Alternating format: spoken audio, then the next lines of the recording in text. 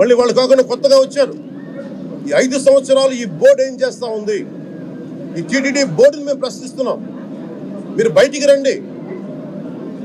గత ముఖ్యమంత్రి ఏం చేసి ఉండాల్సింది? వచ్చినప్పుడు మీరు పంపించండి ల్యాబ్స్కి.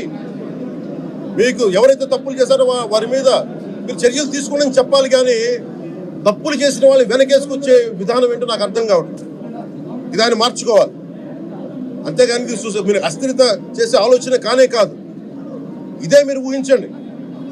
ఇంకా ఏ ధర్మం మీదైనా సరే ఇలాంటి అపవిత్రం ఒక చర్చి మీద జరిగిన, ఒక మస్జిద్ మీద జరిగిన దేశం అల్లకల్లోలం చేసేస్తారు. ప్రపంచం అంతా మాట్లాడతారు. గ్లోబల్ న్యూస్ అయిపోద్ది. కానీ దేశంలో కోట్లాది మంది హిందువులు అపవిత్రమైతే, ఈ ప్రసాదం అపవిత్రమైతే ఒక్కరు కూడా మాట్లాడకూడదు. ఇది సెక్యులర్ వ్యవస్థకు విఘాతం అంటే హిందువులకి మనోభావాలు ఉండవా? ఇది ఒక్కరు నిందించట్లా. అసలు మీరు ప్రస్తావన చేయకూడదు, ఇది తప్పు, ఇది మాట్లాడకూడదు అంటే ఎట్లా? ఇదే వేరే మతానికి మీరు అన్వయిస్తారా? నేను అన్ని మతాలని సమానంగా గౌరవించేవాడిని. ఇస్లాంని గౌరవించేవాడిని, క్రిస్టియానిటీని గౌరవించేవాళ్ళం మేమందరం. సనాతన ధర్మం అని మొత్తుకుంటున్నాం. దేనికి సనాతన ధర్మం అంటే? సనాతన ధర్మానికి ఒకరు ప్రారంభించింది కాదు. ఇది ఒక వ్యక్తి ఒక కూర్చోబెట్టి ఒకరు స్టార్ట్ చేసింది కాదు. ఇది కొన్ని వేలాది సంవత్సరాలుగా అన్ని మతాలని, అన్ని విశ్వాసాలని అలింగనం చేసుకున్న నేల ఇది. అలాంటి విశ్వాసాలకి దగ్గర తీసుకున్న ఈ నేల మీద ఇలాంటి అపవిత్రం జరిగితే, రిపీటెడ్గా జరిగితే, ఒకసారి కాదు 2 సార్లు కాదు, రిపీటెడ్గా జరిగితే ఇప్పుడు కూడా మాట్లాడకూడదంటే అది తప్పు చేసిన వాళ్ళం అవుతాం మేము. దోషులకి శిక్ష పడాలి. ఫుడ్ అడల్టరేషన్ ఇది మేము కాదంటలా. టీటీడీ బోర్డు అప్పుడు టీటీడీ బోర్డు బాధ్యత తీసుకోవాలి. పొలిటికల్గా వచ్చి అలంకారప్రాయంగా ఒక్కొక్కళ్ళు వచ్చేసి దర్శనాలకి టికెట్లు ఇవ్వడానికి మీరు బోర్డు మెంబర్స్ అవ్వలేదు. మీరు ఎవరు చైర్మన్ కానీ ఈవో కానీ. మీరు అక్కడ ధర్మాన్ని పరిరక్షించాలి. మీరు అక్కడ మీ ఇష్టాలకి మీరు కూర్చోబెట్టి మీ ఇష్టాలకి కాంట్రాక్ట్లు ఇచ్చుకోవడానికి మీరు టీటీడీ బోర్డుకి మీరు వెళ్ళలేదు. మీరు అందరూ, మీ అందరికీ బాధ్యత ఉంది. మీరు నిర్ణయించుకోవాలి.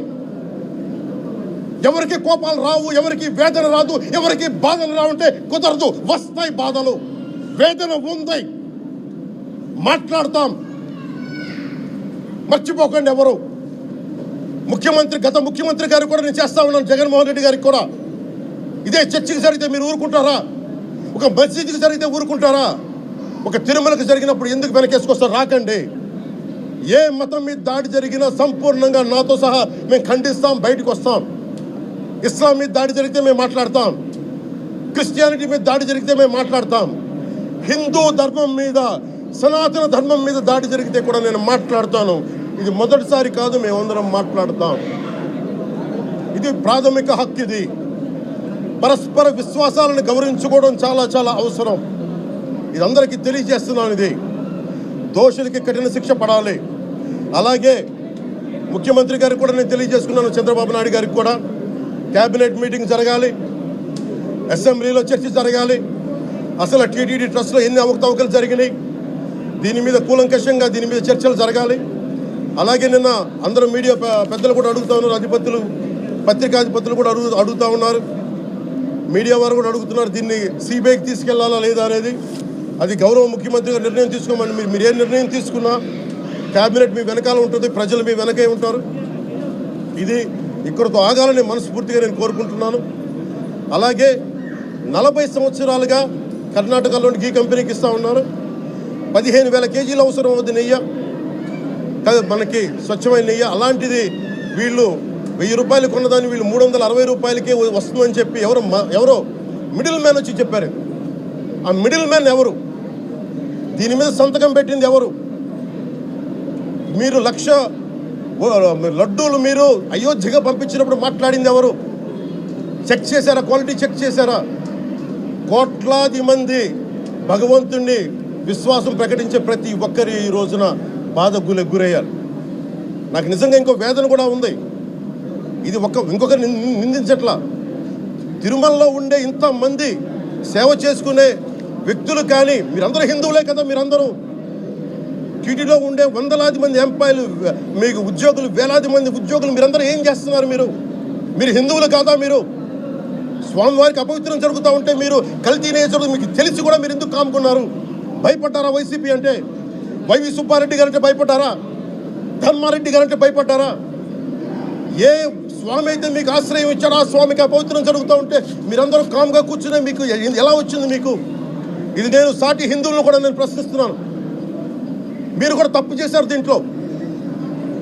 ఇది ముందుగా ప్రతి హిందువు గౌరవించాల్సింది. దీన్ని మీ మతాన్ని మీరు గౌరవించుకోండి ఫస్ట్. ప్రతి హిందువు నేర్చుకోవాలి ఇది. ప్రతి హిందువు ఆత్మపరిశీలన చేసుకోవాలి. మీరు బయటికి రావాలి. తప్పు జరుగుతూ ఉంటే కూర్చొని చేతులు కట్టుకొని మనకెందుకులే అంటే ఇలాగే ఉంటాయి. ఇది మారాలి. ఇది అందుకు నేను కూడా దీంట్లో భాగమే. కాబట్టి నిజంగా నాకు ఇన్ని సమస్యలు చెప్పారు ఇన్ని సంవత్సరాలుగా.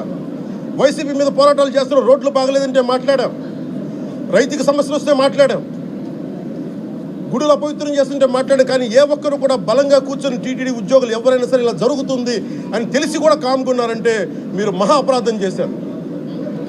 ఆ మహా అపరాధానికి నేను కూడా నాకు సంబంధం లేకపోయినా ఈరోజు నేను ప్రాయశ్చిత దీక్ష మొదలుపెట్టాను. ఈరోజు 11 రోజులు స్వామివారికి నేను క్షమాపణలు కోరుకుంటూ దీక్ష తీసుకుంటున్నాను. ఇది మారాలి, భవిష్యత్తు ఇలా ఉండకూడదు అని కోరుకుంటూ సెలవు తీసుకున్నాను.